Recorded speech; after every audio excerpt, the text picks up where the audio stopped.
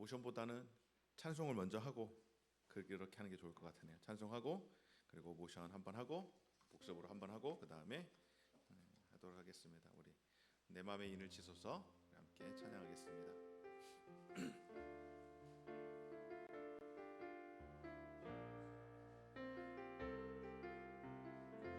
내 맘의 인을 치소서 내 맘의 인을 치소서 주 사랑으로 나 주님의 신부 내 맘의 인을 치소서 주 사랑으로 주 곁에 머물 수 있게 죽음보다 강하고 많은 물이 거칠 수 없는 무덤보다 더욱 강하여 그 불꽃으로 타오르도록 내 맘의 인을 치소서 내 맘의 인을 치소서 주 사랑으로 나 주님의 신부 내 맘의 인을 치소서 주 사랑으로 주 곁에 머물 수 있게 다시 한번 고백합니다. 내 맘의 인을 치소서 내 맘의 인을 치소서 주 사랑으로 나 주님의 신부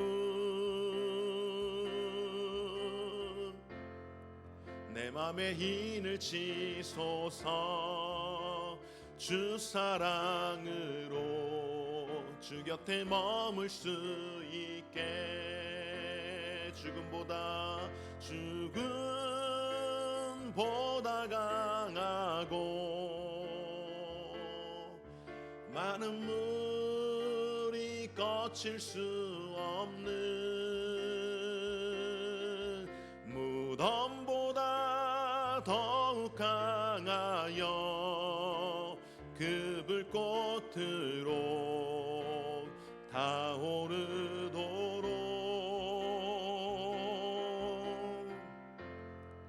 내 맘의 인을 치소서 주 사랑으로 나 주님의 신부 내 맘의 인을 치소서 주 사랑으로 주 곁에 머물 수 있게 아멘. 기도드리겠습니다. 고마우신 하나님 감사드립니다. 오늘도 귀한 날을 주시고 함께 주일 예배로 주 앞에 나와 예배하시되 주님의 말씀을 통하여서 예수 그리스도를 보게 하시니 감사드립니다. 아버지 하나님, 예수 그리스도께서 우리에게 인쳐 주심으로 말미암아 우리가 주님의 신실한 신부가 되었습니다. 주여 신부의 마음을 허락하여 주옵소서. 순결하게 하여 주시고 또한 거룩하게 하여 주시고 구별되게 하시고 신랑 되시는 우리 주 예수 앞에 설 때에 부끄러움이 없는 정말로 가장 아름다운 신부된 자의 삶이 될 수 있도록 은혜를 베풀어 주옵소서. 남편이 아내에게, 아내가 남편에게 그 정절을 지키며 또한 그 삶을 거룩하게 살아갈 때에 가장 귀하게 여김을 받는 것처럼 하나님 앞에서 우리가 거룩한 신부된 인생들인 줄 믿사오니 하나님 앞에서 우리가 그렇게 살아갈 수 있도록 도우시고 은혜를 베풀어 주옵소서. 남편을 기다리는 아내의 그 열정이 남편과 아내가 함께함으로 인하여서 큰 기쁨을 누리게 되는 것처럼 우리가 주님 안에서 그 깊은 사랑의 맛을 보고 누리며 사는 자들 되게 하여 주옵소서. 귀한 시간을 함께 해 주시고 또 우리에게 말씀에 대한 큰 기쁨을 주실 줄 믿고 감사드리며 예수님 거룩하신 이름으로 기도드립니다. 아멘. 우리 이제 시간이 딱 이제 20분 됐는데요. 이제 시작하는데 먼저 우리 복습하는 마음으로 한번 같이 모션을 해보고요. 그리고 그렇죠. 이제 처음부터 지난주에 우리 지지난주에 우리 했었잖아요. 지지난주에 뭘로 끝났어요? 기억나세요? 지지난주에 마지막 끝났던 모션. 우리 권사님들은 좀 해봤을 듯한 뭐라 그러죠? 다디미질이라 그러나 이거 뭐죠? 이렇게 다다다다다 하는 거? 그러니까 아니 12지파 나눴잖아요. 땅 나누기 했는데 그거 보통 우리 옛날에 어른들 그것이 이거 다다다다 이거 뭐 이렇게 절구공이 같은 걸로 치는 걸 뭐라 그래요? 그거를 다듬이질이라 그래요? 예. 예? 다듬이질이라 그러는 거 맞아요? 예. 예. 그 빨래 같은 거 이렇게 할 때 다듬이질 하듯이 12지파를 이렇게 했잖아요. 그게 마지막이었습니다. 여호수아. 우리 한번 다 같이 창조부터 총 50개의 모션을 한번 해보도록 하겠습니다. 자, 준비 시작. 창조, 타락, 홍수, 민족들, 4,000년, 우루, 페르시아만, 네 사람, 데라, 아브라함, 사라, 롯, 티그리스, 유프라테스, 하란, 데라의 죽음, 그리고 갈릴리 바다, 요단강, 사해, 지중해, 이스라엘, 이스마엘, 이사, 야곱, 에서, 야곱, 요셉, 애굽, 유대인, 애굽. 그리고 이제 홍해 바로 홍해인가요? 홍해가 아니지. 애굽에 갔으니까 400년 속박을 해야 되잖아요. 자, 400년 속박. 모세 내 백성을 보내라. 안돼. 열재앙, 유월절, 홍해, 시내산, 율법. 저도 헷갈립니다.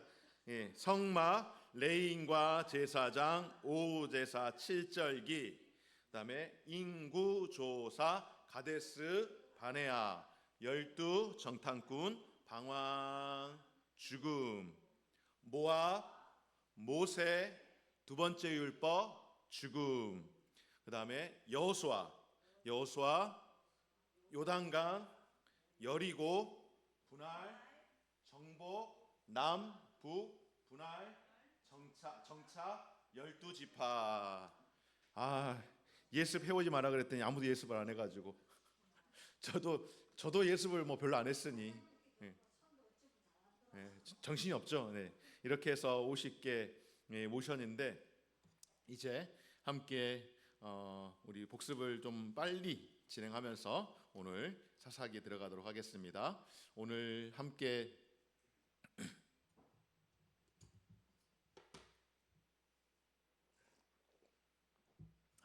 6강을 하기 전에 이제 빨리빨리 이제 지나갑니다. 자, 성경은 총 몇 권? 구약 39권, 신약 27권으로 66권의 성경이 우리에게 하나님의 말씀으로 기록되어졌다라고 말씀을 드렸습니다.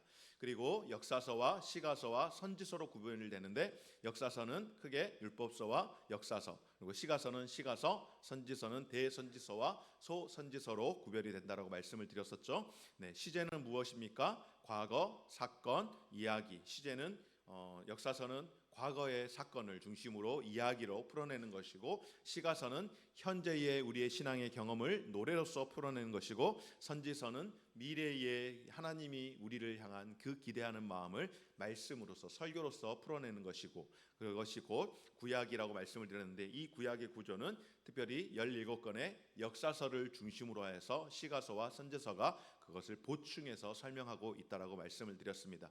구약의 세계를 보게 되어지면은 바로 우리가 초승달이라고 이야기하는 가장 비옥한 지역, 그리고 동시에 문명의 발달이 되었던 이 지역을 중심으로 구약의 세계가 이루어졌는데, 바로 하나님께서 어떤 일들을 하셨는가? 이 구약의 세계를 통하여서 바로 창조의 역사들이 이루어졌고, 그러나 인간의 범죄함으로 인하여서 타락을 함으로 하나님께서 홍수로 심판을 하게 되어지고, 그 가운데에 이제 많은 민족들이 퍼져나가게 되어지는 것이 바로 창세기 11장까지의 기록된 내용이라고 말씀을 드렸습니다.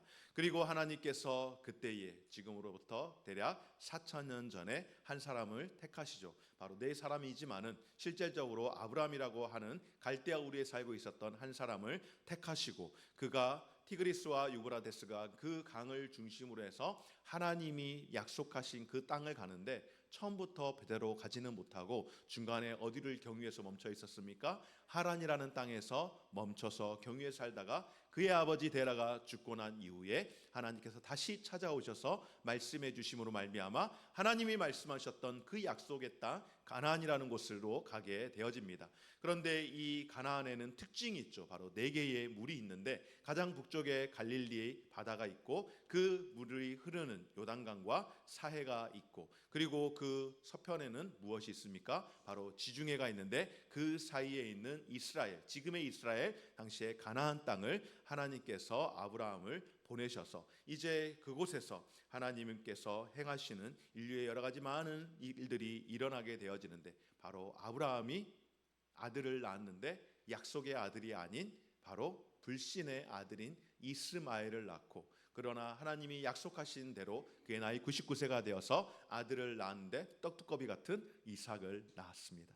그리고 그 이삭으로 하여금 그 신앙의 세대가 계승이 되어질 때에 에서와 야곱을 낳고, 그리고 야곱을 통하여서 요셉을 낳았는데, 요셉은 비록 야곱의 10번째 아들이지만은 하나님께서 이 요셉을 통하여서 하나님이 세우신 그 계획을 이루기 위해서 요셉을 세우셨으나, 형들의 시기로 인하여서 요셉이 어떻게 되어집니까? 애굽으로 팔려가게 되어지는 그런 안타까운 일이 있게 되어집니다. 그리고 애굽으로 팔려갔는데 그것으로 그 끝이 아니라 하나님의 또 다른 계획이었는데, 요셉을 통하여서 애굽 가나안에 기근이 들었을 때에 그 기근의 문제를 해결하기 위해서 요셉을 먼저 보내시고, 그리고 요셉과 그의 모든 가족들이 다 이제 가나안으로 들어가서 어느덧 세월이 지났는데 무려 얼마나 시간이 지났습니까? 400년이라는 시간이 지나가게 되었습니다. 400년이라는 시간이 지나가고 나니 요셉을 알지 못하던 왕이 세워졌는데, 요셉이라는 사람이 있었다라는 것을 알지 못함이 아니라 곧 예수 그리스도의 예표가 되어지고 상징이 되어지는 요셉을 별로 좋아하지 않는, 아니 예수님을 싫어하는 세상의 상징이요 마귀의 상징이 되는 이 바로가 요셉을 핍박하고 미워하며 그의 후손들을 미워하고 핍박함으로 말미암아 이스라엘 백성들이 무려 400년 동안 거기 거하면서 속박 가운데 있을 때에 하나님께서 그들의 신음소리를 들으시고 한 사람을 택하시죠. 바로 모세를 택하셔서 모세로 하여금 이제 그 백성을, 하나님의 백성을 구원내도록 하지만은, 그러나 강팍한 바로의 마음이 그 말을 듣지 않습니다. 하나님의 말로 여기지 않기 때문에 모세의 말도 역시 듣지 않겠죠. 그래서 내 백성을 보내라 하지만은 끝까지 그는 강팍하게 거절함으로 말미암아 이스라엘 민족들을 제외한, 그 고센 땅을 제외한 애굽의 전역 가운데에 10가지 재앙이 임하게 되어지고, 마지막으로 장자의 죽음 이후에 바로가 두 손을 들고 항복하여서 이스라엘이 드디어 하나님이 약속하신 그 땅을 향하여서 이제 나아가게 되어지는데, 그 첫 번째 관문이 홍해 바다를 건너서 첫 번째로 맞이한 곳이 바로 저 멀리에 있는 시내 산에 이르게 되어집니다. 그동안에는 특별한 어떤 계약의 관계로서 삶을 살아가지 않았지만, 하나님께서 이제 이 이스라엘과 계약을 하심으로 인하여서 이제 너희들이 어떻게 삶을 살아야 하는지를 가르쳐 주시고 선포하시는 것 가운데에 하나가 무엇입니까? 바로 율법을 주심으로 말미암아 하나님의 말씀을 따라서 살아가도록 이들을 그렇게 이제 이끌어 가기 시작하십니다. 이것이 십계명의 내용이고, 또 십계명 16장부터 이르러서 하나님께서 두 돌판을 주시고, 그러니까 십계명을 주시고 또 하나를 주신 게 무엇입니까? 바로 성막을 주셨죠. 성막은 무엇하는 곳인가? 한마디로 이야기하면 하나님을 만나는 곳, 하나님을 예배하는 곳, 또한 하나님께서 우리와 함께 있겠다라고 임재의 상징으로 보여주시는 이 성막, 바로 이곳은 하나님을 예배하는 곳이고 하나님이 우리와 함께 있겠다라고 약속하신 상징의 장소가 바로 성막이라는 것을 우리가 배우게 되었습니다. 그렇게 하고 나니 우리가 어디까지 넘어갔어요? 벌써 출애굽기를 지나고 레위기에 들어가게 되었는데, 이 레위기는 무엇을 하는 곳인가? 바로 하나님께서 하나님을 예배하게 하는 이 성막을 통하여서 그러면 무엇을 할 것인가? 어떤 삶을 살아갈 것인가? 바로 레위인과 제사장들을 통하여서 이 성막에서 일을 하면서 하나님을 예배하게 하는데, 그 예배의 구체적인 방법이 무엇입니까? 바로 오제사 7절기라고 하는 이 절기와 예배하는 법을 통하여서 바로 하나님께 나아가는 방법을 알려주시고, 그리고 하나님과 동행하는 삶을 어떻게 살아야 하는지를 우리에게 증거해 주셨습니다. 이것이 레위기의 모습이고요. 그리고 이제 민수기로 들어가게 되어지면은 이 민수기에서는 특별한 일이 있었다 그랬죠. 바로 두 번의 인구 조사가 있었다라고 했습니다. 출애굽하여서 나온 이스라엘 백성들이 몇 명이 되는지 인구를 딱 조사해 보니까 남자만 60만 5,500명이 그렇게 되어지는 겁니다. 그래서 여자와 노인, 아이들까지 다 포함했을 때 대략적으로 120만이 될 것이라고 여겨지고, 그래서 60만이 조금 더 넘는 이 인원은 바로 하나님께서 쓰시기에 필요한, 당장이라도 쓸 수 있는 믿음의 군사들로서의 삶을 살아가는데, 이제 본격적으로 레위기, 그러니까 어떻게 하나님을 예배하는지의 삶을 다 배우고 난 이후에 이제 실제적으로 하나님을 섬기며 살아가도록 광야를 가야 하는데, 첫 번째로 만났던 곳이 어디인가? 바로 종려나무 12주가 있는 가데스 바네아라고 하는 그곳에 이르게 되었습니다.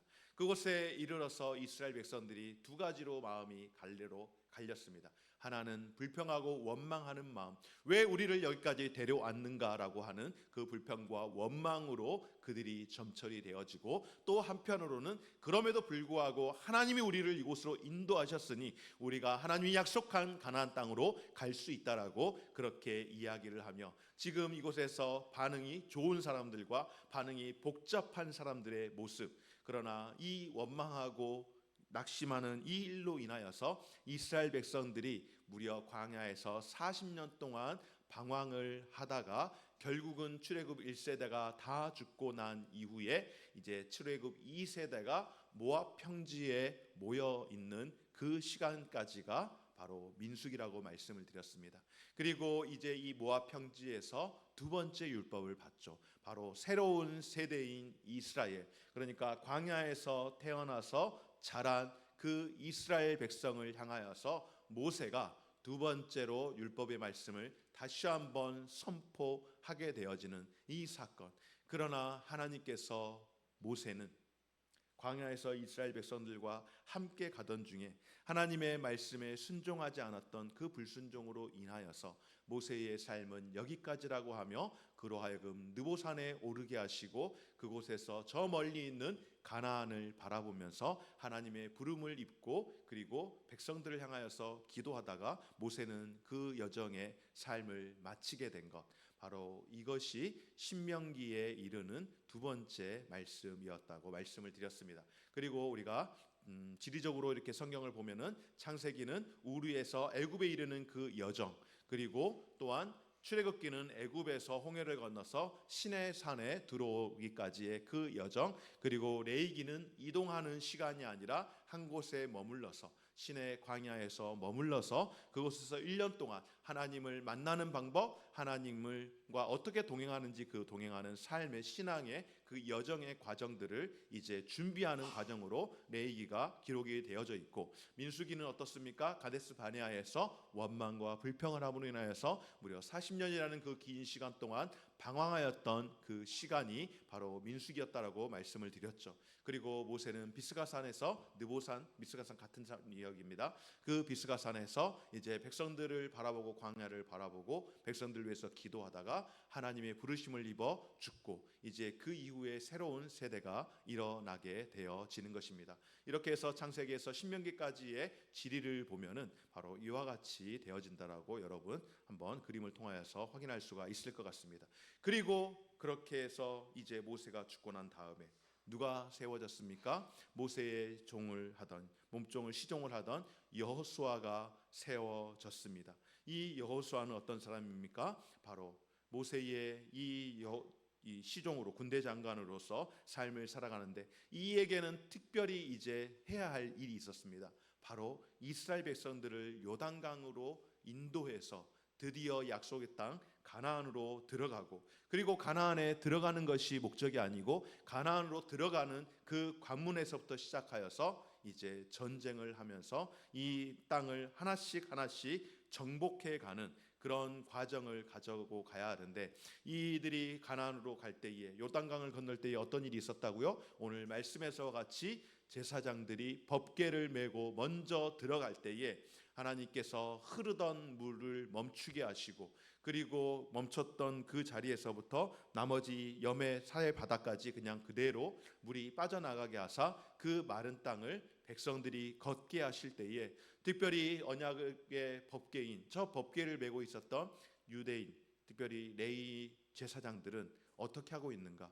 그 법궤를 메고서 그 긴 시간 동안 백성들이 다 지나가는 그 시간까지 그곳에 머물러 있으면서 마치 우리 주 예수 그리스도께서 우리를 위하여서 세상 죄를 감당하기 위해서 모든 핍박과 고문과 이 모든 이 조소들을 다 받아내면서 끝까지 견디시다가 십자가에서 마지막 다 이루었다라고 말씀하시며 우리에게 구원을 이루신 것처럼 바로 하나님의 임재의 상징인 이 법궤가 이곳에 머물러 있음은 이스라엘 백성들을 다 구원하기 위한 하나님의 위대한 섭리였다라고 말씀을 드렸습니다. 이렇게 요단강을 건너고 난 이후에 어떻게 합니까? 바로 여리고성을 정복을 하고 그리고 이제 전쟁을 하기 앞서서 가장 약한 허리 부분이라고 하는 중부 지역을 이제 공략함으로 인하여서 이제 점점점 남으로 전체적인 전세를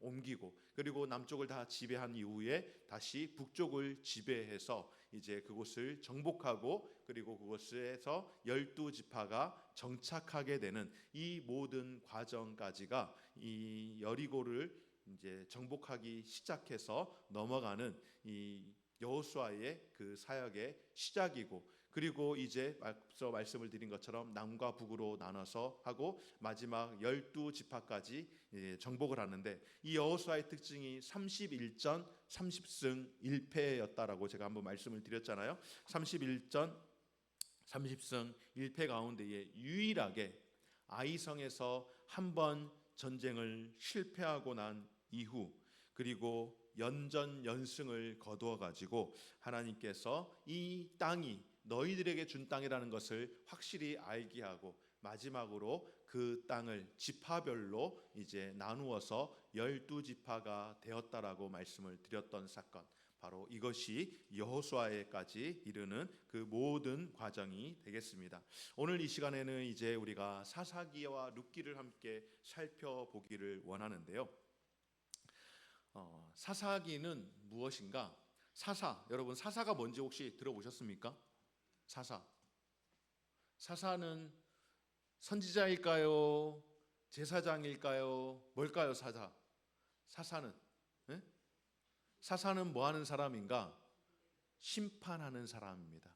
그러니까 재판하는 사람이죠. 그래서 요즘으로 말하면은 우리 판사하고는 좀 달라요. 왜냐하면 판사는 판결만 하는 사람이잖아요. 검사 역할은 하지 않잖아요. 우리나라 사법제도는 판사와 검사, 변호사가 있는데 사사는 검사와 판사의 역할을 다 같이 감당을 하는 그런 사람입니다. 그래서 사사를 다른 말로는 재판관이라고 표현할 때에 판관이라고도 이야기하는데 제가 왜 이 판관이라는 이야기를 하느냐면요. 공동 번역서 그러니까 가톨릭하고 같이 보는 성경에는요, 사사기를 판관기라고 그렇게 기록을 해요. 사사기를. 그래서 판관기가 뭐야 그러면은 이 판관기는 우리가 보는 성경의 사사기라고 생각을 할 수 있는데, 이 재판관의 이 뜻은 무엇인가 하면요, 바로 구원자라고 하는 뜻을 가지고 있습니다. 그래서 여호수아가 죽고 난 이후에 이제 왕정이 세워지는 사무엘상으로 가기에 그 전까지의 과정이 무려 시간적으로 보면은 약 350년 정도 되어지는데, 우리는 여기에서 배울 때에는 제가 잊어버리지 않도록 하기 위해서 대략적으로 400년이라고, 사사 시대를 400년이라고 그렇게 정의를 할 것인데요. 여호수아가 죽고 난 이후에 여호와를 알지 못하는 세대가 일어나게 되었습니다.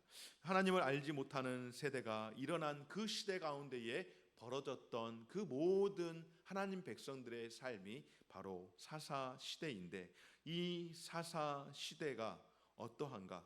바로 무려 400년 가까이 지속되는 이 사사 시대는 이스라엘의 모든 역사 가운데에 가장 어두웠던 그런 시대가 사사 시대라고 이야기를 할 수 있습니다.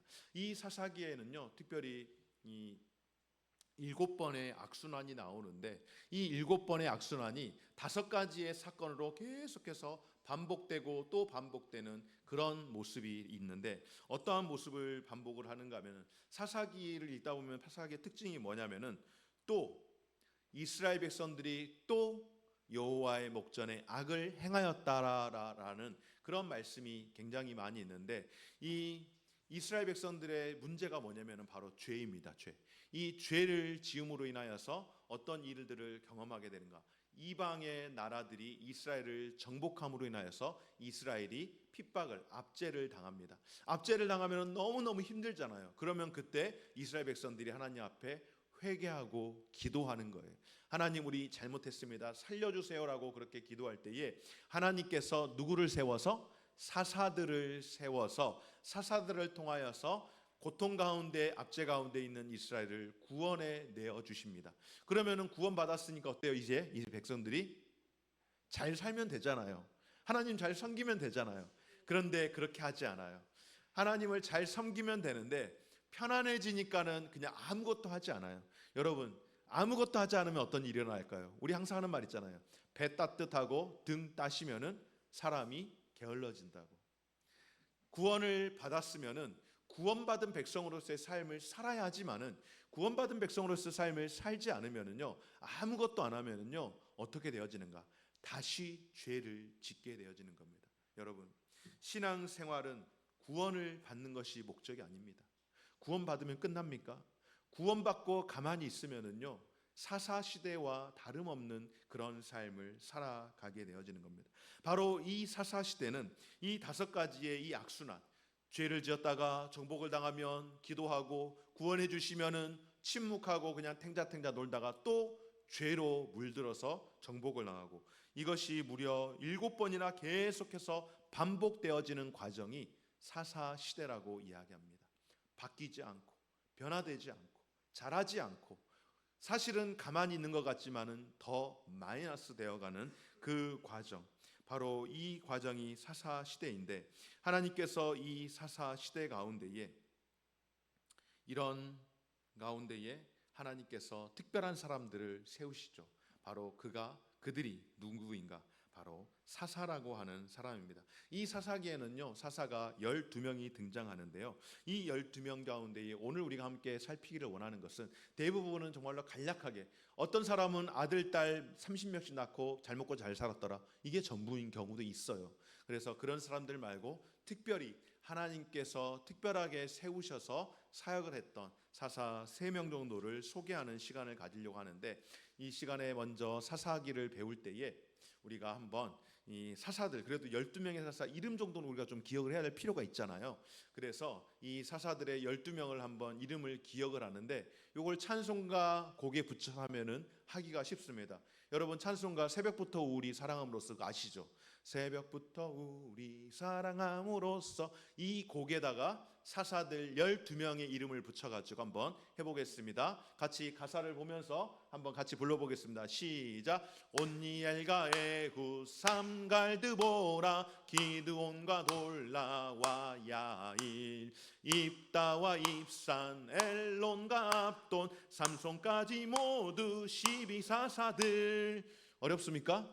어렵지 않죠.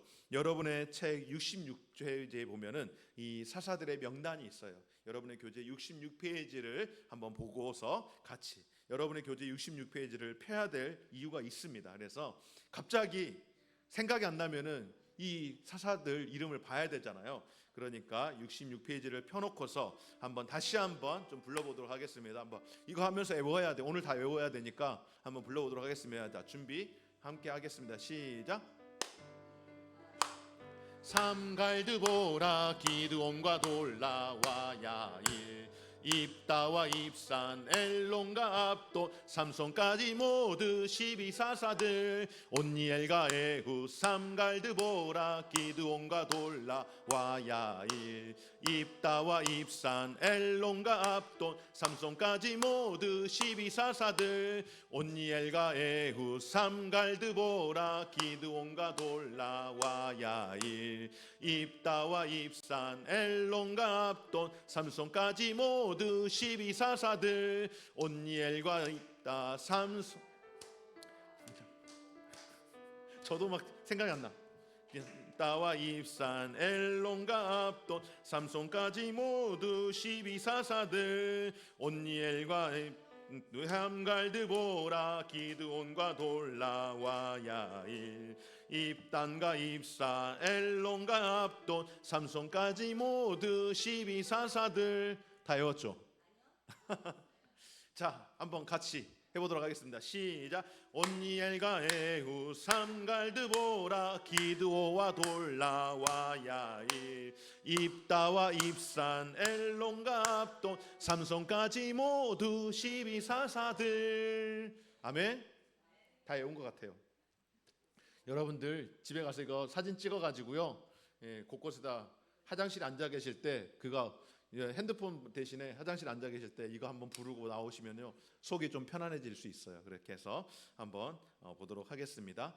네, 이 12명의 사사 가운데에 오늘 특별히 한 사람을 좀 소개하려고 하는데, 이 사람 여러분 여자입니다. 여자. 이게 너무 강하게 생겨가지고 여자 같지 않게 생겼는데 기골이 했잖아요. 그래서 여자인데 이 사사는 누구인가 하면은 바로 드보라라고 하는 사사입니다. 드보라라고 하는 여인인데, 드보라는 꿀벌이라고 하는 그런 이름의 뜻을 가지고 있는 유일한 여자 사사입니다. 여러분, 당시의 최고의 지도자가 여자가 되었다라고 하는 것, 요즘 시대로 생각하면은 그럴 수 있지, 능력 있는 사람이니까 라고 생각을 할 수 있지만은요, 여자가 당시의 최고 지도자였던 이유가 무엇일까요? 여러분, 사람이 없어서?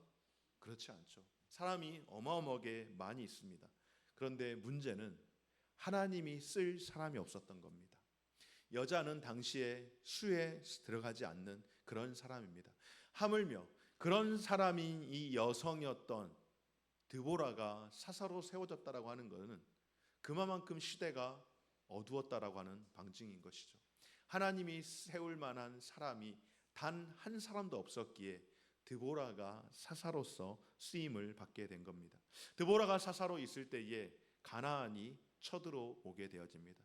드보라가 사사로 있을 때에 가나안이 쳐들어오는데 이 유대 나라에, 이 이스라엘 나라에 군대 장관이 있었어요. 바로 바락이라고 하는 군대 장관이 있습니다.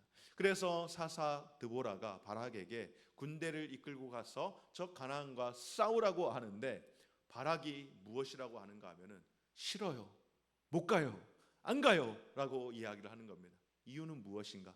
나 혼자서는 갈 수 없고 당신이 함께 동행하면은 내가 가겠습니다라고 이야기할 만큼, 그만큼 남자들이 참 부끄러웠습니다. 정말로 가지고 있는 거 다 떼버려도 큰 문제가 안 될 만큼 그런 시대가 바로 이 사사 시대에 드보라가 살고 있던 그 시대입니다. 그래서 드보라가 이야기합니다. 네가 가지 않겠다고 하니 그래 좋다. 내가 대신 같이 가겠다. 내가 대신 같이 가겠어. 왜냐하면 같이 가면 가고 안 가면 안 간다고 하니까. 그래서 드보라가 같이 갈 때에 이야기를 하죠.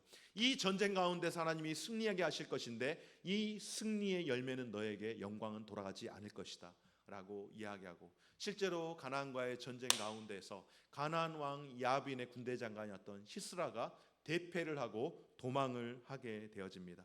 그 시스라가 도망을 하다가 어느 한 장막에 들어가게 되었는데, 알고 보니까는 자기 왕 가나안 왕 야빈과 가깝게 지내는 야일이라고 하는 그 여인이 장막을 치고 있는 그곳에 갔다가 서로 얼굴을 알고 도움을 요청해서 잠깐 쉼을 얻는데, 이 시스라가 그 야엘의 장막에서 잠이 들었던 그 순간 가운데에 이 야엘이라고 하는 여인이 텐트를 고정하기 위해 세워야 할 그 핀을 바로 시스라의 관자놀이에 찍어서 그 시스라가 죽게 되어지고, 그리고 가나안은 대패를 하게 되어서 이스라엘이 큰 승리를 하게 되었는데, 그 영광은 어디로 갔습니까?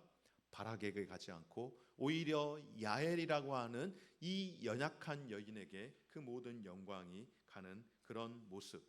바로 정말로 드보라가 사역을 할 때에 사사로서의 삶을 살고 있을 때에는 그만큼 하나님이 정말로 눈 씻고 찾아도 쓸만한 사람이 없을 만큼 그렇게 어두웠던 시대가 바로 사사 시대였다라고 하는 것을 이 드보라를 통하여서 방증으로 보여주는 것입니다.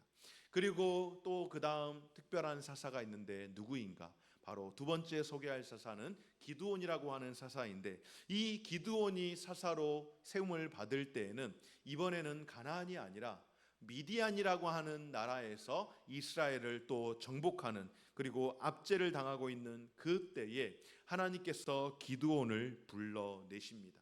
기드온을 불러서 사사로 세우겠다라고 이야기하는데, 역시나 기드온도 처음부터 하나님 제가 가겠습니다, 여기 있습니다라고 이야기하지 않고, 하나님 아니요 안 됩니다, 저는 갈 수 없습니다, 저는 아닙니다라고 그렇게 사양하다가 도저히 기드온이 사양할 수 없는 상황에서 이제 내가 하나님의 뜻을 받아들여야 하는가, 이런 마음이 들긴 하지만 여전히 그 마음에 두려움이 있는 거예요. 그래서 하나님에게 조건부로 승낙을 합니다. 좋습니다, 하나님이 정말로 저와 함께 하시는 것이 맞다면은 이 지금 제가 갖고 있는 이 양털에 밤새 이슬이 맺히게 하시고, 대신에 양털이 없는 땅은 마른 땅이 되게 해달라고 그렇게 기도하고 요청하고, 그 이튿날 와서 딱 보니까는 어땠을까요? 양털에만 물이 흠뻑 젖어가지고, 양털에는 물이 흥건한데 양털 주변에 있는 바닥에는 마른 땅으로서 하나님께서 기드온을 택하셨다라는 것을 이것을 통하여서 보여주십니다. 그러나 기드온이 여기에서 아멘 하고 가지 못하죠. 우리랑 별반 다르지 않아요. 우리도 그러잖아요. 우리도 아멘 하고 뒤돌아서면은 노멘 그러시잖아요. 그렇게 하는 것처럼 기드온도 분명 봤는데, 하나님 한 번만 더 기회를 주세요. 이번에는 반대로 양털에는 이슬이 맺히지 않게 하시고 온 땅의 지면에는 다 이슬이 맺히게 하시면은 이번이야말로 하나님이 저를 사사로 세우신 줄 믿고 제가 순종하겠습니다라고 하고, 그 이튿날이 되었는데 어떻게 되었을까요?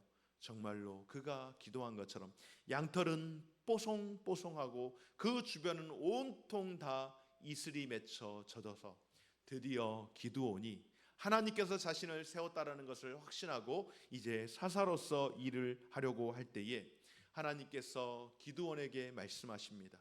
이스라엘 백성을 불러 모으라고 말씀하십니다. 처음에 불러 모을 때에 무려 몇 명이 모였는가? 13만 명이 모였습니다. 굉장히 많은 숫자가 모이게 되었는데요, 하나님께서 이 숫자 너무 많아, 돌려보내 해서 돌려보내고 또 돌려보내서 결국에는 300명밖에 남지 않는 그런 숫자를 가지고 이 기드온이 이스라엘 이 300용사를 데리고 미디안과 싸우는데, 미디안 13만 5천 명과 싸우는데, 그 싸움에 있어서 무기가 무엇인가? 첫 번째로는 나팔, 두 번째로는 항아리, 세 번째로는 횃불. 여러분 지금 기드온이 어디 야영 가는 겁니까? 아니에요. 미디안과 전쟁하러 가는 거예요. 죽느냐 사느냐, 내가 살기 위해서 저들을 죽여야 하고 저들이 살면 내가 죽는 그런 전쟁터에 가는 거예요.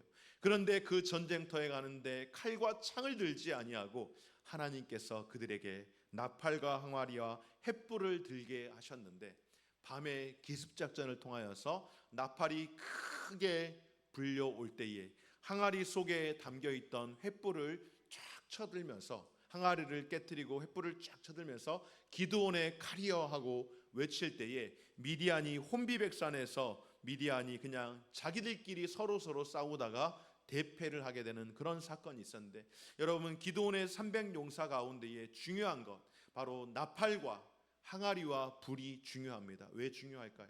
여러분 전쟁하는 데 있어서 나팔은 필요하기는 합니다. 그러나 절대적으로 사람을 죽이고 살리는 일에 있어서는 나팔이 필요하지 않습니다. 그럼에도 불구하고 하나님이 나팔을 왜 불게 하셨을까요? 나팔은 여러분 항상 역할하는 게 있습니다. 깨우는 겁니다. 깨우는 거. 나팔은 군대에서 뿌 하고 불 때에 그 나팔은 백성들을 깨우는 것이고요. 그리고 그 소리를 통하여서 신호를 주는 겁니다. 지금이 무엇을 할 때인지. 여러분 나팔은 무엇일까요? 우리가 나팔을 늘 가지고 살아야 합니다. 어떤 나팔이요? 영적 나팔을 가지고 살아야 합니다. 이 영적 나팔은 우리를 잠들지 않도록, 우리의 영혼이 잠들지 않도록 우리를 깨우기 위해서 하나님이 주신 것임을 기억하며 늘 영적 나팔을 불어댈 수 있는 저와 우리 모든 성도들이 되어지시기를 간절히 바랍니다. 그리고 항아리가 필요했죠. 왜 항아리가 필요했을까요? 항아리의 용도는 담는 것이죠. 무엇을 담아야 할까요? 여러분 우리는 혈과 육의 싸움을 싸우는 사람이 아닙니다. 영적 싸움을 싸우는 사람으로서 무엇을 담아야 할까요? 항아리에 하나님의 말씀을 담아야 하고요. 또 무엇을 담아야 할까요? 항아리에 하나님 앞에 드리는 기도를 늘 담아야 하는 줄 믿습니다. 그래야만이 우리가 영적 싸움 가운데서 승리할 수 있는 것이고요. 마지막으로 횃불은 왜 필요했을까요? 횃불은 밝히는 것이죠. 바로 시대의 어두움을 밝히는 것인데, 그 시대의 어둠을 누가 밝히셨습니까? 빛 대신 예수 그리스도께서 밝혀주심으로 말미암아 우리에게 구원의 은총을 주신 것처럼 오늘 기드온을 통하여서 하나님께서 나팔을 준비하고 항아리를 준비하고 횃불을 준비하도록 한 것은 늘 이 어두운 영적인 이 삶 가운데에서 항상 시대의 영적 나팔을 불며 깨어 있으라고 우리에게 말씀하시며, 또한 항아리에 말씀을 담고 기도를 담아서 늘 우리의 시간을 하나님 앞에 드리도록 하실 뿐만 아니라 빛 대신 예수 그리스도와 같이 이 시대 가운데의 어둠을 밝히는 빛된 그리스도인으로서 살아가도록 오늘 이와 같은 것을 주시고, 이것이 그들에게 구비되어질 때에 그 싸움에서 승리하게 하신 줄 믿습니다. 이것이 바로 기드온을 하나님께서 사용하셨던, 어두운 시대 가운데의 사사시대에 사용하셨던 기드온의 이야기입니다. 세 번째로 삼손이 있죠. 이 삼손은 이스라엘 역사 가운데에 가장 어두운 시대 가운데에 12번째 마지막 사사가 바로 삼손인데요. 이 삼손은 처음부터 나실인으로서 구별되어진 사람이 바로 삼손입니다. 그런데 이 나실인에게는요, 여러분 세 가지 특징이 있는데 어떤 특징이 있는가? 첫 번째는 무엇인가? 포도주와 독주를 금하도록 하신 겁니다. 포도나무의 열매부터 시작하여서 거기에서 나오는 그 즙, 포도주도 마시지 않도록 하는 것, 이것이 첫 번째 구별되어야 할 것이었고요. 두 번째는 부정한 것을 보거나 만지거나 해서는 안 된다. 특별히 시체, 죽은 것, 성경에서 시체, 죽은 것은 가장 부정한 것이고 가장 악한 것으로 표현을 하는데요, 바로 이 부정한 것과 함께 하지 않도록 하는 것이 두 번째였고, 세 번째로는 머리에 삭도를 대지 않도록 하는 것, 이것이 나실인이 갖춰야 할 세 가지 조건이었는데 바로 삼손이 그런 나실인이었는데, 삼손은 어떻습니까? 이 세 가지를 냅다 다 그냥 정면으로 다 어겨버린 그런 사람이 바로 삼손이었습니다. 하나님께서 성결하게 하신 것을요, 그가 다 어긴 겁니다. 여러분 잘 기억하십시오. 하나님이 성결하게 하신 것을 여러분 우리는 지켜야 합니다. 반대로 하나님이 부정하다라고 하는 것에서 성결한 것이 나올 수 있을까요, 없을까요? 하나님이 부정하다라고 하는 곳에서는 성결한 것이 나올 수가 없습니다. 그런데 사람들은 그렇게 생각하지 않아요. 하나님이 부정하다라고 말씀하신 것이 있죠. 바로 아말렉 사울 왕에게 아말렉에 있는 모든 것들은 그 어떠한 것도 아껴보지 말라고 말씀하는데, 하나님이 부정하다라고 말씀하신 거기에서 선한 것을 찾으려고 하는 것 그 자체가 불순종인 겁니다. 삼손은 마치 그런 것처럼 하나님이 부정하다라고 여기는 것을 자기가 마치 성결하게 만들 것처럼 생각을 했었고요, 하나님이 성결하게 만드신 것을 자기가 부정하게 만들었습니다. 결국 그 일로 인해서 어떻게 되었습니까? 그는 두 눈이 뽑힌 채로 블레셋에 잡혀가게 되어지고, 결국 블레셋의 다곤 신전이라고 하는 곳에서, 그곳에서 맷돌을, 곡식을 빻는 소나 말이나 짐승이 하는 그 맷돌을 돌리는 사람이 되었는데, 블레셋 사람들이 특별히 다곤 신전을 섬기는데, 이 다곤 신전의 다곤 신의 특징은 무엇인가 하면은 반은 사람이고 반인 반수, 반은 짐승인데 물고기입니다.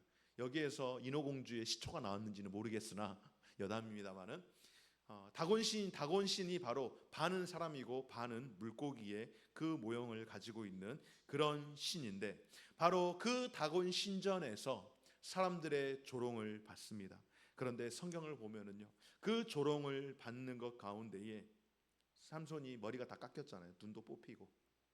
그런데 그 감옥에 있는 동안 그의 머리가 자라더라라고 말씀을 해요.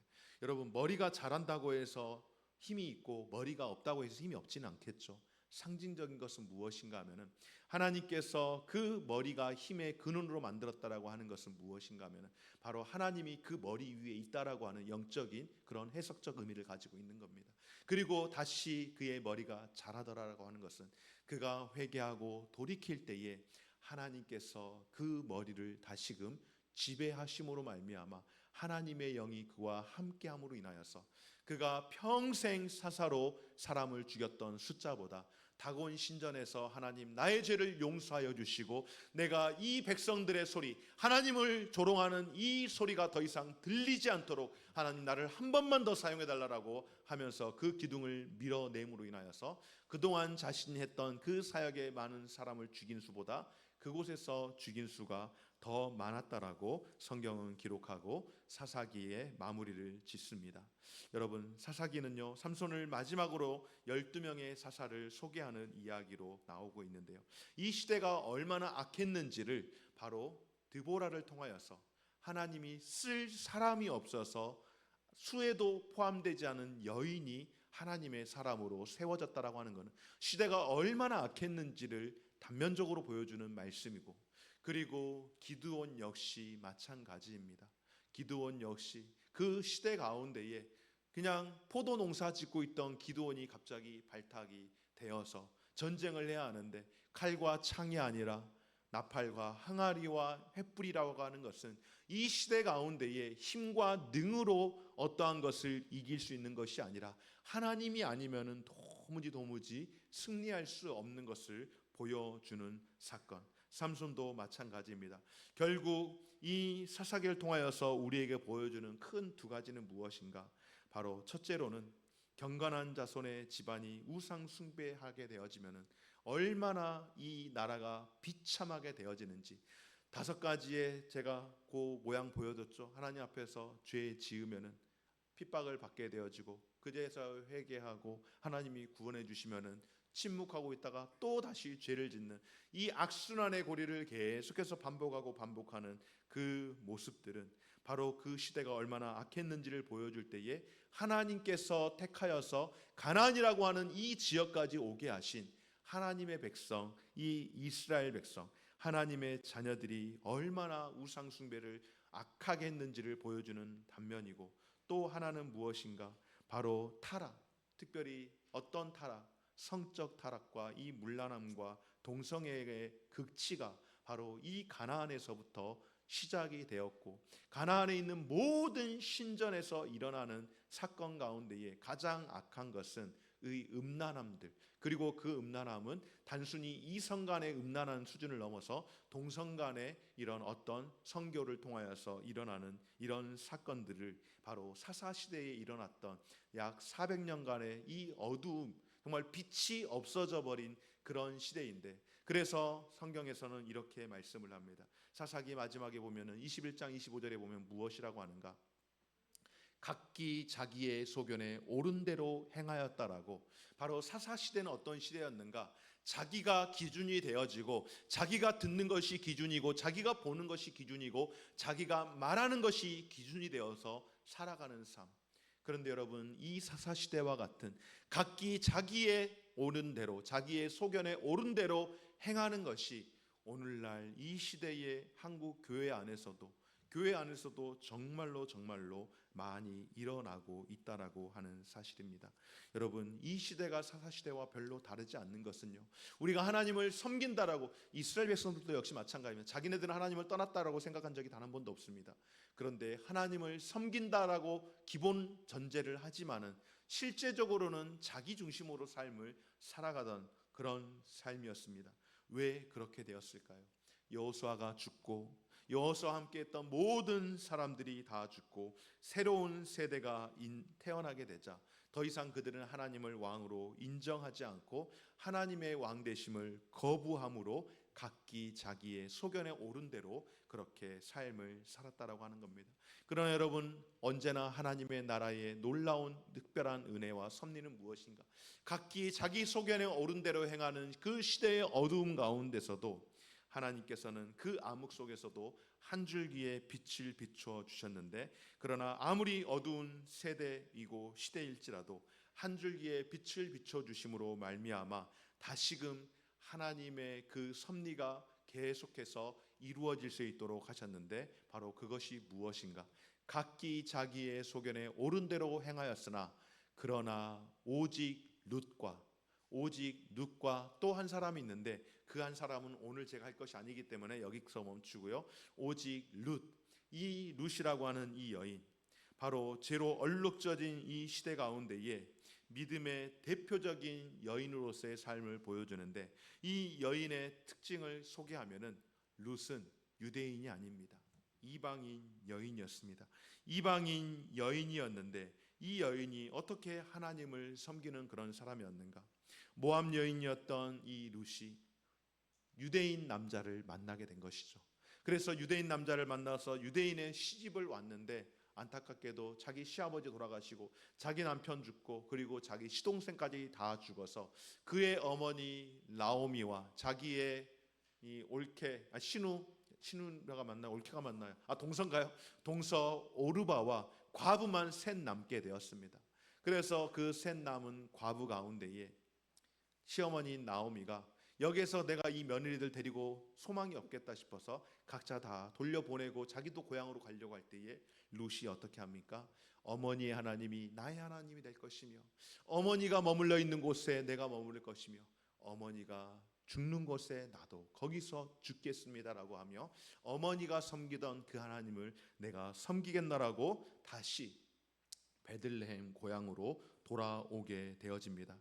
그리고 집도 절도 없이 먹을 것도 없는 그런 상황 가운데에서 보리를 거두는 그 시기에 돌아올 때에 마침 보아스의 밭에 이삭을 줍는 일을 통하여서 그곳에서 이삭을 줍다가 보아스를 만나게 되어지고, 결국 이 보아스라는 사람을 통하여서 사랑의 열매를 맺게 되어지고, 룻과 보아스가 그 사이에서 오벳을 낳고, 오벳이 이새를 낳고, 이새가 다윗을 낳게 되는 예수님의 그 족보를 만들어내는 그런 놀라운 그런 쓰임을 받게 되어지는 그런 사람, 바로 이 사사시대 가운데서 정말로 모두가 어두워진 그런 시대 가운데서 마치 한 줄기 빛이 되어서 우리에게 청량함과 소망을 주었던 그 여인, 바로 그 여인이 룻이고요.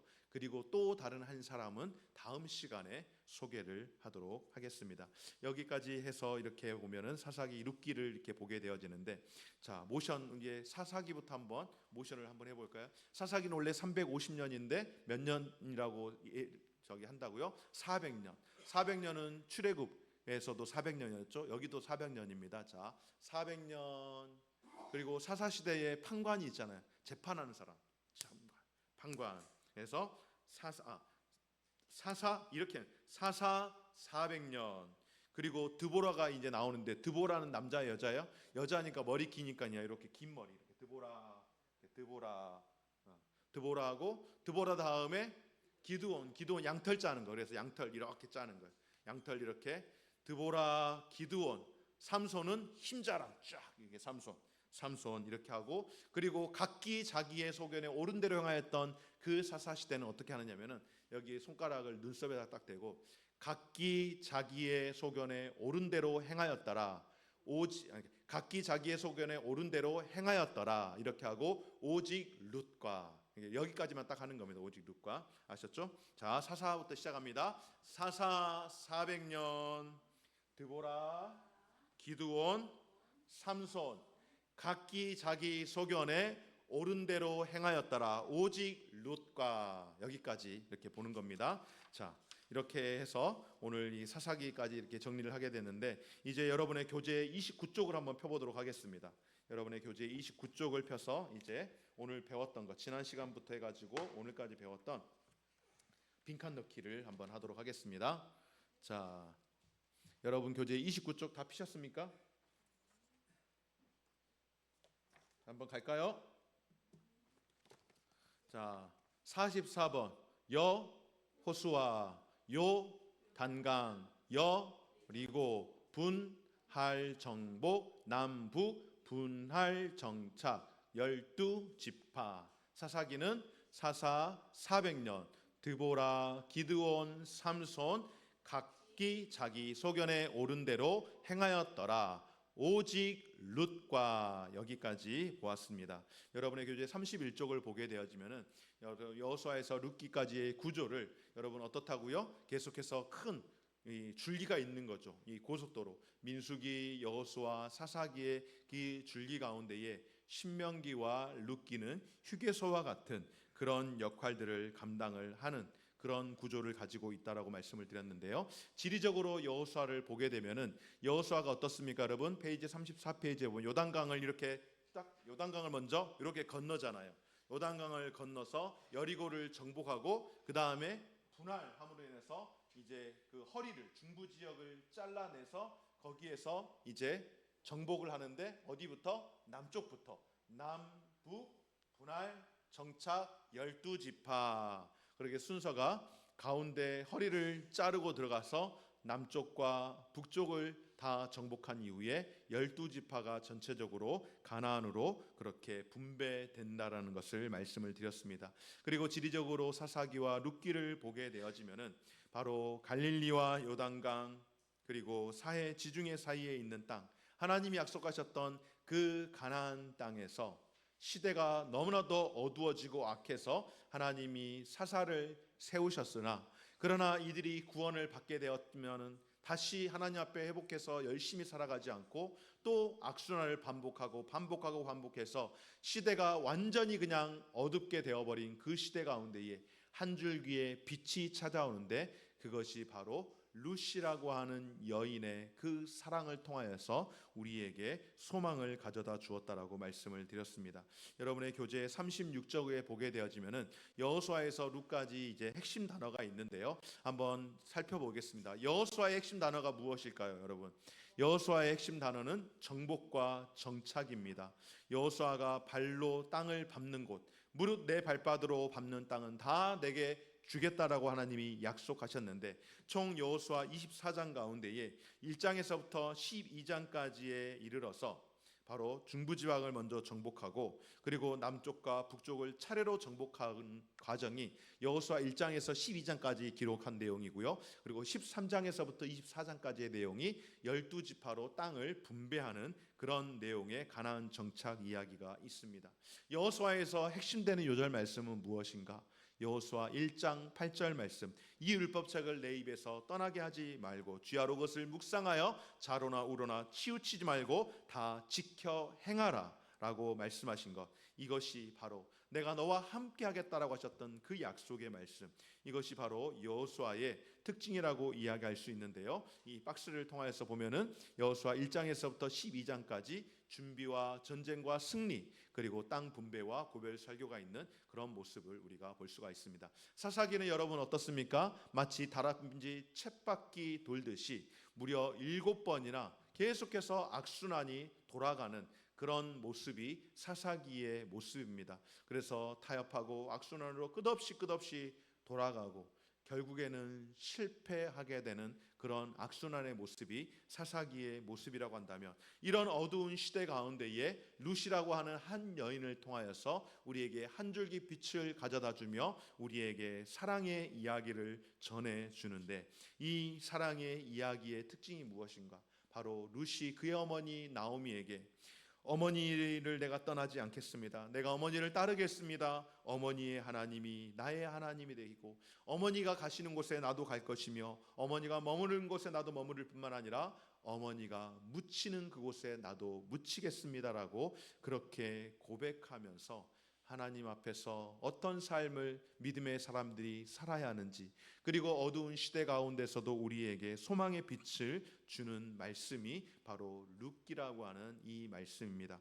여러분의 교재 36쪽 한번 우리 핵심 단어 하나씩 찾아서 한번 보도록 하겠습니다. 여호수아의 핵심 단어는 무엇일까요? 아까 말씀드린 것처럼 정복과 정착이라고 말씀을 드렸습니다. 자, 인물 또는 사건에서 그리고 사사기는 악순환이고 룻기는 러브 스토리인데, 이제 정답을 한번 찾아보겠습니다. 자, 기드온은 어디에 들어가야 할까요? 기드온은 사사기에 들어가게 되겠죠. 다윗의 증조모가 누구입니까? 바로 룻이 다윗의 증조모가 되어지는 것이고요. 여리고 첫 번째 전투는 여호수아의 기록이 되어 있고, 삼손은 사사기의 마지막에 있는 이스라엘의 마지막 12번째 사사인 삼손, 그리고 나오미는 바로 룻기에 나오는 룻의 시어머니입니다. 그리고 12지파의 새 정착지가 어디입니까? 바로 가나안 여호수아에서 13장에서부터 24장에 이르기까지 그 여정을 하나님께서 지켜주시고 인도해 주셨는데요. 여기까지가 오늘 우리가 함께한 사사기 룻기까지에 이르는 과정입니다. 우리 이 시간에 이제 마지막으로 다시 한번 두 가지를 할 거인데요. 첫 번째 뭘 할 건가? 사사들의 그 이름을 한번 부르면서 찬양으로 한번 하시고요. 그리고 그 다음에 우리 모션으로 한번 더 복습을 하고 마무리를 하도록 하겠습니다. 사사기 우리 사사 목록가를 한번 같이 하도록 하겠습니다. 자, 온니엘과 예후. 자, 준비되셨습니까? 시작. 온니엘과 예후 삼갈드보라 기드온과 돌라와 야일 깁다와 입산 엘론과 압돈 삼손까지 모두 12사사들. 잠시만요. 성진이가 지금 독감 걸려가지고 교회를 못 왔더니 제 아내가 지금 나름 뭐 한다고 하는데 하나도 안 보여주고 하면 어떡해. 보게끔은 해줘야지. 그래도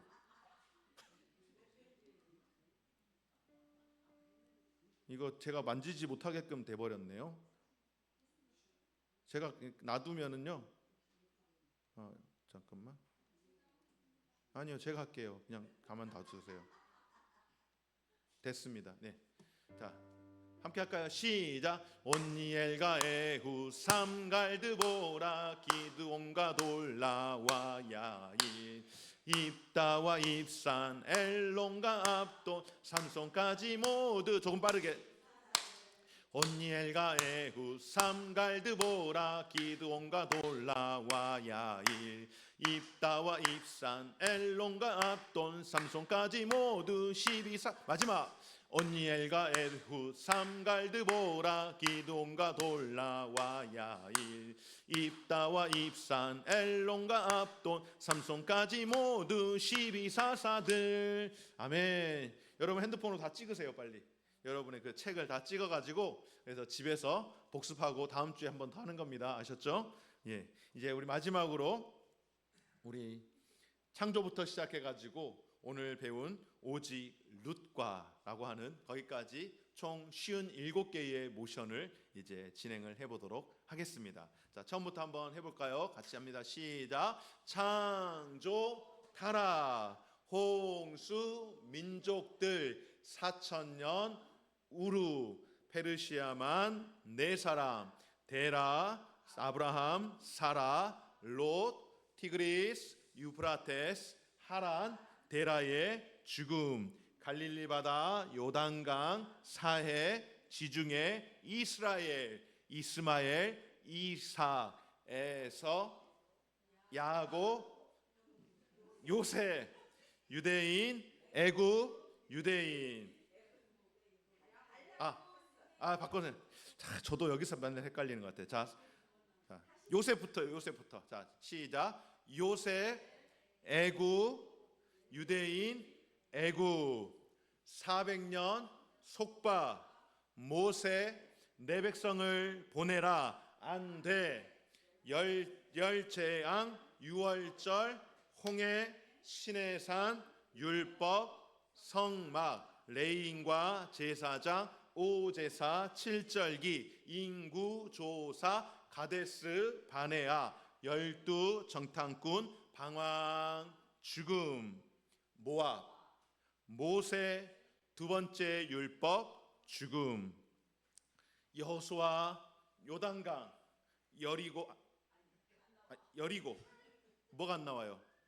하면 자 여호수아부터 시작 여호수아 요단강 여리고 분할 정복 남북 분할 정차 12지파 사사 400년 드보라 기드온 삼손 자기의 소견에 옳은 대로 행하였더라 오직 룻과 여기까지 이렇게 하는 겁니다. 집에 가서 한번 복습 꼭 해보세요. 광고 말씀을 드리겠습니다. 광고 말씀은 지난번에 말씀을 드렸던 것처럼 우리가 성막을 이야기를 했잖아요. 그래서 제가 성막을 좀 알아봤는데 다음 주일 지나고 돌아오는 수요일이나 목요일 정도가 가능할 것 같아요. 그래서 수요일 날에는 오전에 가능하고요. 목요일 날에는 오후에 가능해요. 그래서 우리 성도님들의 전체적으로 많이 참여할 수 있는 시간을 맞춰서 하려고 그러는데 오전에 가면은요 여기에서 9시에 출발해야 돼요. 교회에서. 왜냐하면은 10시에 시작하는데 여기서 거기까지 한 40분 정도 걸리거든요. 넉넉하게 40분에서 50분 잡으면은 늦어도 9시 10분에는 출발을 해야 되니까 9시에 교회에서 출발한다고 치면 그러면은 거기서 성막에서 한 1시간 반 정도 견학하고 그리고 그 이후에 몇 가지 제가 또 준비를 해서 일일 수련회처럼 그렇게 다녀오면은 여기 오면은 아마 못해도 3시 전에는 오지 않을까 점심 먹고 차 한잔 마시고 오면은 그렇게 되지 않을까라는 생각을 해보게 됩니다. 그래서 수요일 날 아침에 9시까지 교회에서 출발하는 걸로 해서 10시까지 가야 되니까 그래서 그렇게 가능하면은 수요일 날 해도 좋을 것 같고요. 수요 예배를 그렇게 해서 대신해도 되니까 그렇지 않고 오전에 움직이는 게 너무 힘들다. 그러면 오후는 시간이 어떻게 되냐면은 1시 반인데 27일 목요일이에요. 1시 반인데 여기에서 그러면은 우리가 한 12시 반 조금 지나서 12시 한 40분에 출발한다고 치더라도 밥때 되잖아요. 밥때가 되기 때문에 그러면 교회에서 간단하게 김밥이나 컵라면 정도 준비해가지고 교회에서 식사를 하고 그리고 12시 한 40분 정도에 출발한다고 치면은 여러분들이 교회까지 한 12시까지 오시면 되거든요. 그렇게 해서 교회에서 12시에 와서 식사 간단하게 하고 그리고 같이 차량으로 이동해서 성막에 갔다가 오는 길에 어디 좀 한 군데 제가 더 좀 준비해 둔 곳이 있어서 거기 들려서 좀 관람하고 차 한 잔 마시고 그렇게 오면은 또 그렇게 되지 않을까라는 생각이 듭니다. 그래서 26일 수요일이나 27일 목요일 날 가면 좋겠다는 생각이 들어요. 근데 이제 시간은 26일 날 가게 되면 수요일 날 가야 되고요. 27일 날 가게 되면은 오후 27일 날에는 오전이 없어서 그래요. 그래서 27일 날에는 오후 1시 반 프로그램이 있는데 여러분 어떠신가요? 오전에 가는 게 좋습니까? 오후에 가는 게 좋습니까? 수요일 날 오전이 더 좋습니까? 그러면은 26일 수요일 날 오전에 가는 것으로 해서 그것을 우리의 예배로 수요 예배로 그렇게 하고 또 가서 여러분들 좋은 곳도 모시고 가려고 제가 어디 알아본 곳이 있어요. 그래서 거기 가서 뭐 한 30분 잠깐 차 마시면서 이렇게 관람할 수 있는 곳이 있어서 그곳에 좀 들렸다가 여기 오면은 그래도 뭐 못해도 한 3시 그러니까 수요일 날 오전에 하면은 그 관람하고 어디 예약된 준비된 식당에서 식사하고 그리고 어디 가서 차 마시면서 관람하고 그리고 끝나고 다시 교회로 오는 그런 일정으로 제가 준비를 하려고 합니다. 그런데 이거 하려면은요, 여러분 조금 비용이 좀 많이 들어요. 왜냐하면 여기 관람 비용이 1인당 10,000원이고요. 그리고 식사도 있고 차도 있고 그러는데 차는 제가 여러분 대접을 뭐 하면 되니까 밥도 교회에서 또 저기 준비해서 먹는 걸로 하더라도 관람 비용은 그래도 좀 자기가 준비를 해야 되지 않을까 싶은 생각이 들어서 그래서 관람 비용이 1인당 10,000원씩이거든요. 그래서 관람 비용은 우리가 좀 수련회다 생각하고 제가 그날 여러분 심심하지 않게 해드릴게요. 그러니까는 걱정하지 마시고요. 같이 또 식사하고 같이 교제하고 하는 그런 시간. 그럼 11월 26일 날 그렇게 하는 것으로 교회로 9시까지만 다 오시면 돼요. 뭐 이렇게 가까이 뭐 9시까지 다 오실 수 있을 거예요. 뭐 저도 같이 오면서 하면 되니까 우리 초나 집사님도 은별이 그날 학교 보내고 같이 참여해도 좋을 것 같다는 생각이 들어요. 보면은 시각적인 이 성막을 직접 보시고 그리고 또 어디 제가 갤러리를 여러분 모시고 가려고 하는데 그 갤러리에 가서 좀 보시면은 더 마음에 감동과 은혜가 있으리라고 여겨져요. 그래서 26일 날 우리 구약의 파노라마 하시는 우리 회원들, 우리 학생들 수련회 일일 수련회 하는 것으로 그렇게 하겠습니다. 그래서 은혜의 시간이 되었으면 좋겠습니다. 여기까지 오늘 모든 강의를 마치도록 하겠습니다. 우리 주기도문으로 마치도록 하겠습니다. 하늘에 계신 우리 아버지여, 이름이 거룩히 여김을 받으시오며 나라가 임하옵시며 뜻이 하늘에서 이룬 것 같이 땅에서도 이루어지이다. 오늘날 우리에게 일용할 양식을 주시옵고 우리가 우리에게 죄진 자를 사하여 준 것 같이 우리 죄를 사하여 주옵시고 우리를 시험에 들게 하지 마옵시고 다만 악에서 구하옵소서. 대개 나라와 권세와 영광이 아버지께 영원히 있사옵나이다. 아멘. 아유, 감사합니다. 함께 해주셔서 감사하고요. 26일 날 더 많은 분들이 꼭 참석했으면 좋겠습니다. 26일 날 여러분 기억해 주시기 바랍니다.